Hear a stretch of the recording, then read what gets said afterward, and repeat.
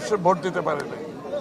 এই ভোটের জন্য অনেক মানুষের অনেক ত্যাগ স্বীকার করতে হয়েছে, জীবন দিতে হয়েছে, গুম হয়েছে, খুন হয়েছে, ব্যবসা হারিয়েছে, চাকরি হারিয়েছে, পুলিশের হেফাজতে মৃত্যুবরণ করেছে, জেলখানায় চিকিৎসার অভাবে মৃত্যুবরণ করেছে, লক্ষ লক্ষ মানুষ মিথ্যা মামলার শিকার হয়েছে।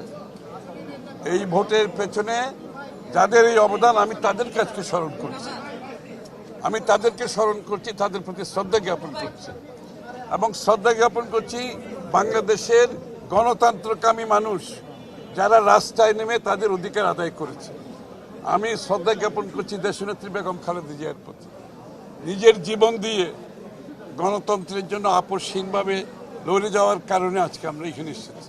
এখন ঘরেই হবে বিয়ে বাড়ির পোলাও, যদি থাকে আর্কিড এসেনশিয়াল সুগন্ধি চিনি গুঁড়া চাল। আমি শ্রদ্ধা জ্ঞাপন করছি শহীদ প্রেসিডেন্ট জিয়াউর রহমান, যিনি একদলীয় বাকশাল থেকে বহুদলীয় গণতন্ত্র প্রবর্তন করেছে। জনাব তারেক রহমান সাহেব নিজের জীবনের বিনিময়ে দেশ ত্যাগ করে বহুদিন জাতিকে ঐক্যবদ্ধভাবে আন্দোলনের মাধ্যমে আমাদের আজকের ভোট যেটা আমরা মালিকানা ফিরে পেয়েছি তার ত্যাগকে আমি স্বীকার করেছি। এবং আজকে সবচেয়ে বড় কথা, আমরা সবাই বাংলাদেশ একটি গণতান্ত্রিক অর্ডারের দিকে আমরা ফিরে যাচ্ছি, যার মাধ্যমে বাংলাদেশের জনগণ আগামী দিনে তাদের গণতান্ত্রিক, রাজনৈতিক, সাংবিধানিক অধিকার ফিরে পাবে। তারা তাদের প্রতিনিধি নির্বাচন করতে পারবে, তাদের সংসদ নির্বাচিত হবে, তাদের সরকার নির্বাচিত হবে, যারা জনগণের কাছে দায়বদ্ধ থাকবে। এইটাই গণতন্ত্রের মূল মন্ত্র। আজকে এটা আমরা আদায় করতে পেরেছি।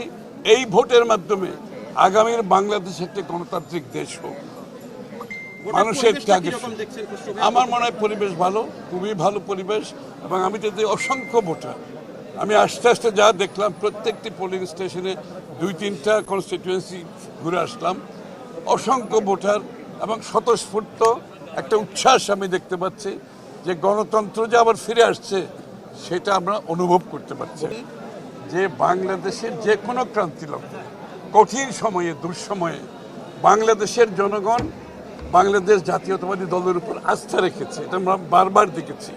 এই সংকট উত্তরণের জন্য তারা বাংলাদেশ জাতীয়তাবাদী দলের উপর আস্থা রেখেছে, বাংলাদেশ জাতীয়তাবাদী দলের নেতৃত্বের উপর আস্থা রেখেছে এবং বিএনপি বারবার সংকট থেকে দেশের উত্তরণ ঘটিয়েছে। আমি লক্ষ্য করছি এইবারও বাংলাদেশের মানুষ বাংলাদেশ জাতীয়তাবাদী দলের উপর আস্থা রেখেছে। জনগণের মধ্যে দৃশ্যমান, তারা চাচ্ছে বাংলাদেশ জাতীয়তাবাদী দল আগামী দিনে জাতিকে নেতৃত্ব দিক, সরকার গঠন করুক এবং এই সমস্যা থেকে উত্তরণের মাধ্যমে দেশকে এগিয়ে নিয়ে যাওয়ার আমাদের সম্মানিত চেয়ারম্যান তারেক রহমান সাহেব যে পরিকল্পনার কথা বলছেন বারবার, সেই পরিকল্পনা বাস্তবায়নের দিকে যাতে আমরা যেতে পারি।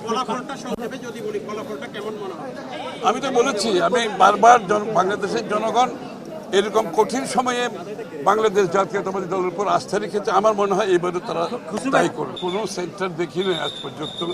সারা বাংলাদেশের যে রিপোর্ট পাচ্ছি, জনগণের মধ্যে উচ্ছ্বাস, উৎসবমুখর পরিবেশে জনগণ ভোট কেন্দ্রে যাচ্ছে এবং এই ধারা অব্যাহত আছে। আমি এখন পর্যন্ত যতটুকু খবর পেয়েছি এই ধারা সারা বাংলাদেশে অব্যাহত আছে।